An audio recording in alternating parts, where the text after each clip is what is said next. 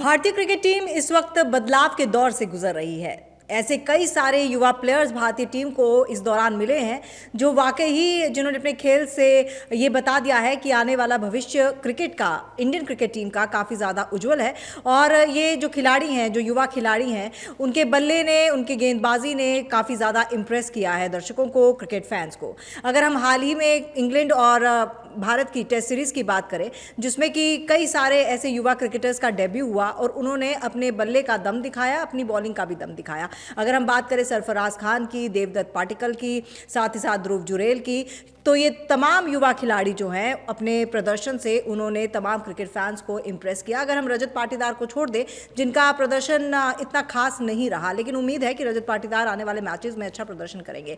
लेकिन सवाल ये है कि ये जो भी युवा है, चाहे वो सरफराज खान हो, चाहे वो देवदत्त पाटिकल हो, चाहे वो ध्रुव जुरैल हो, ये भारतीय कंडीशंस में तो अच्छा खेल गए, लेकिन अब बारी है विदेशी कंडीशंस पर खुद को साबित करने की। क्योंकि अब मैच होंगे, T20 वर्ल्ड कप होगा, तो T20 वर्ल्ड कप में अगर इन तीन खिलाड़ियों को मौका मिलता है, इन तीन युवाओं को मौका मिलता है, तो क्या उनका बल्ला वैसे ही चलेगा जैसे इंडियन पिचेस पर चल रहा था, जैसे धर्मशाला के मैदान पर चला, जैसे राजकोट में चला, जैसे रांची में चला?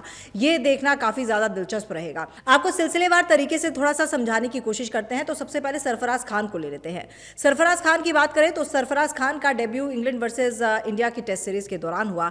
उन्होंने इस दौरान हाफ सेंचुरीज बनाई, अपने बल्ले से उन्होंने अच्छा प्रदर्शन दिखाया। उन्होंने ये भी दिखा दिया कि वो स्पिन अटैक को भी बहुत अच्छे से खेल सकते हैं, स्पिनर्स को काफ़ी अच्छे से खेल सकते हैं। लेकिन उनका ये जो स्पिन अटैक था, जिस तरह से वो एग्रेशन में खेल रहे थे, आक्रामक रवैया उन्होंने अपने खेल के वक्त दिखाया, और जहां पर संयम बरतना था वहां पर उन्होंने संयम भी बरता।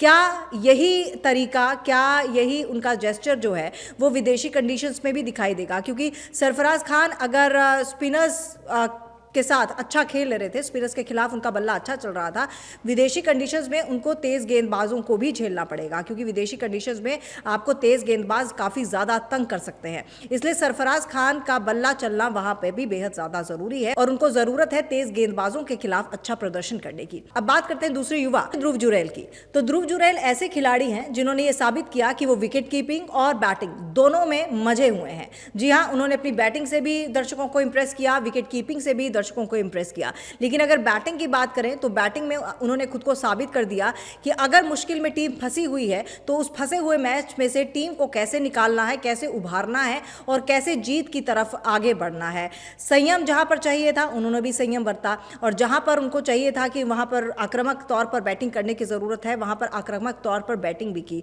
देखा हमने ध्रुव जुरैल की स्पिनर के खिलाफ भी अच्छा खेले और फास्ट बॉलर्स के खिलाफ भी अच्छा खेले। लेकिन फिर वही बात है कि भारतीय में जिस तरह की कंडीशंस मिल रही थी इन क्रिकेटर्स को, वैसी विदेशी भूमि पर इस तरह की कंडीशंस नहीं मिलेंगी। वहां पर तेज बॉलर्स को और भी ज़्यादा झेलना पड़ सकता है, और भी ज़्यादा तेज बॉलिंग को कह सकते हैं कि एक तरह से ध्रुव जुरैल को सामना करना पड़ सकता है। तो ऐसे में क्या ध्रुव जुरैल का बल्ला विदेश में भी उतना ही चलेगा, वैसे ही चलेगा जैसे भारत में चल रहा था? और हम ये इसलिए कह रहे हैं क्योंकि T20 वर्ल्ड कप के मद्देनज़र इन युवाओं को अभी बहुत कुछ अपना शार्प करने की ज़रूरत है, बहुत ज़्यादा अपने आप को, अपने खेल को संजोने की ज़रूरत है। अब तीसरा खिलाड़ी जो आता है वो आता है देवदत्त पाटिकल। देवदत्त पाटिकल का तो डेब्यू ही लास्ट मैच में हुआ, धर्मशाला के मैदान में हुआ, और उन्होंने पहले मैच में ही हाफ सेंचुरी लगा दी। और देवदत्त पाटिकल ने जिस तरह से टॉप ऑर्डर में रहकर बल्लेबाजी की है वो वाकई ही काबिल तारीफ था, क्योंकि तीसरे चौथे नंबर पर बल्लेबाजी करना ये आसान काम नहीं होता है। आपके ऊपर प्रेशर होता है और ये सबसे ज़्यादा क्रूशियल कह सकते हैं कि प्लेस होता है। सेकंड और थर्ड प्लेस सबसे ज़्यादा क्रूशियल होता है आपके ऑर्डर्स में। तो टॉप ऑर्डर में देवदत्त पाटिकल ने खुद को प्रूव किया और उन्होंने भी तेज़ गेंदबाजी का बहुत अच्छे से सामना किया। लेकिन फिर वही बात है कि भारतीय कंडीशन और विदेशी कंडीशंस दोनों में फ़र्क होगा, क्योंकि अगर विदेशी कंडीशंस की बात करें तो बॉल तेज़ी से अंदर बाहर होती है। ऐसे में देवदत्त पाटिकल जैसे प्लेयर को उन बॉल्स का सामना करना पड़ेगा और खुद को उसी तरह से साबित करना पड़ेगा जैसा कि उन्होंने भारत की धरती पर किया, धर्मशाला के मैदान पर किया। हालांकि हर किसी को उम्मीद है कि ये तीनों प्लेयर्स जो हैं, ये तीनों जो सूरमा हैं भारतीय क्रिकेट टीम के, तीनों जो युवा हैं, ये उसी तरह का प्रदर्शन करेंगे जिस तरह से उन्होंने भारतीय सरजमी पर प्रदर्शन किया। विदेश की भूमि पर भी कुछ ऐसे ही इनका बल्ला चलेगा,